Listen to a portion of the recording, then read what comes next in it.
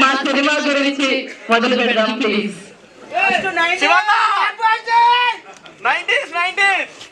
అందరికీ నమస్కారం. Media electronic media ప్రతినిధులకు ఈ కార్యక్రమానికి విచ్చేసిన అతిథులందరికీ పేరు పేరున స్వాగతం. షార్ట్ కట్, ఈ మూవీ టైటిల్ షార్ట్ కట్టే కానీ ఎంతో కష్టపడి తీసినట్టుగా తెలుస్తూ ఉంది. చాలా బాగుంది. ఆ రీల్ మాత్రం చాలా అద్భుతంగా ఉంది. చాలా బాగా తీశారు. కెమెరామెన్ బాగుందండి. డైరెక్టర్ గారు ఎడిటర్ కాబట్టి ఇంకా ఎడిటర్ గురించి పెద్దగా చెప్పాల్సిన పని లేదు, ఆయనకి ఇష్టం వచ్చినట్టు చేసుకోవచ్చు. చాలా బాగా చేశారు, బాగుంది. ఎడిట్ కట్ కూడా చాలా బాగుంది. బ్యాక్గ్రౌండ్ స్కోర్ అదిరిపోయింది. ఎవరు సార్ మ్యూజిక్ డైరెక్టర్ గారు? ధ్రువన్ సార్ రాలేదా?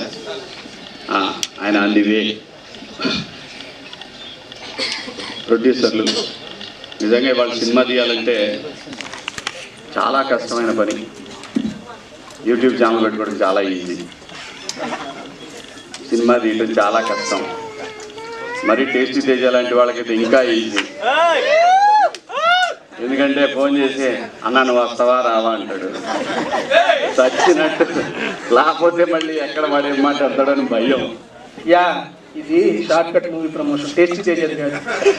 చూసారా, వాడే ప్రమోట్ చేసుకుంటాను. నేను మాట్లాడుతున్నప్పుడు వాడు సైలెంట్గా ఉండొచ్చు కదా. చాలా నాకు వచ్చాయంటే మళ్ళీ టేస్టీ తేజ ఛానల్కి వెళ్ళాలి మీరు అందరూ అనేది వాడి ఉద్దేశం. నేనేమో సబ్స్క్రైబ్ చేసుకోమని చెప్పానన్న వాళ్ళకి మళ్ళీ అది కూడా సరే మాట్లాడు. సో సినిమా తీయటం అంటే చిన్న విషయం కాదు. నేను ఎక్కువగా చిన్న సినిమాలు చేశాను.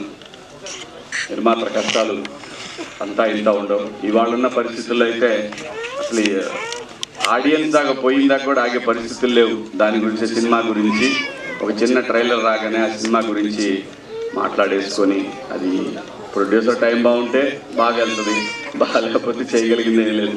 ఎవరు ఇష్టం వచ్చినట్టు వాళ్ళు రాసేసుకుంటారు, చెప్పేసుకుంటారు. సో ఇటువంటి పరిస్థితుల్లో సినిమా తీయాలంటే చాలా గట్స్ ఉండాలి. నిర్మాతలకి నిజంగా కంగ్రాచులేషన్స్ అండి, ఆల్ ది బెస్ట్. నిజంగా ఈరోజు ఈ సినిమా, అసలు సినిమా కంప్లీట్ అవడమే ఒక పెద్ద మ్యాటరు. దాన్ని మళ్ళీ ఇక్కడ తీసుకొచ్చి రిలీజ్ తీసుకురావడం అంటే ఇంకా చాలా పెద్ద మ్యాటరు. ఖచ్చితంగా కంటెంట్ బాగుంటే సినిమాలు చూస్తారు. అది చిన్న సినిమా అయినా పెద్ద సినిమా అయినా మన కళ్ళ ముందు ఈ మధ్యకాలంలో, అంటే మేము బిగ్ బాస్ హౌస్ నుంచి వచ్చినాక ఏం కనపడలేదు, కానీ అంతకుముందు మేము లేనప్పుడు చాలా సినిమాలు, మ్యాట్ లాంటి సినిమాలు చాలా పెద్ద హిట్లు అయిన సినిమాలన్నీ కూడా. అలాగే ఈ సినిమా కూడా ముఖ్యంగా చూస్తుంటే సినిమాలో కామెడీ కంటెంట్ కూడా బాగా అనిపించింది. ఆర్టిస్టులందరూ కూడా ఒక ఫన్ అనేది చాలా బాగా కనిపిస్తూ ఉంది.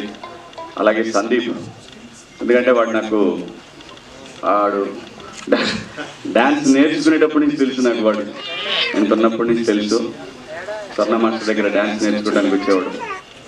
సో తను ఈరోజు హీరోగా చేయడం అంటే నిజంగా తన ఏదైతే ఒక డ్రీమ్ తోటి ఇండస్ట్రీకి వచ్చాడో ఆ డ్రీమ్ ఫుల్ఫిల్ అయినట్టే ఈ రోజున.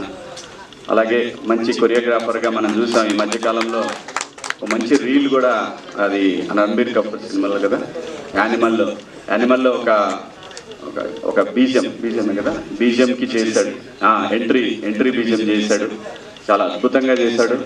సో పాన్ ఇండియా లెవెల్లో తెలిసిపోయాడు వాడు. సో కాబట్టి డెఫినెట్గా ఏ విధంగా అయినా సరే, ఒకటి ఆర్టిస్ట్ అయినా టెక్నీషియన్ అయినా ఎవరైనా ఇండస్ట్రీలో నిలదొక్కోవటం ముఖ్యం. ఆ తర్వాత మన కోరికలన్నీ తీర్చుకోవచ్చు. ఫస్ట్ నిలదొక్కోవాలి, పేరు రావాలి.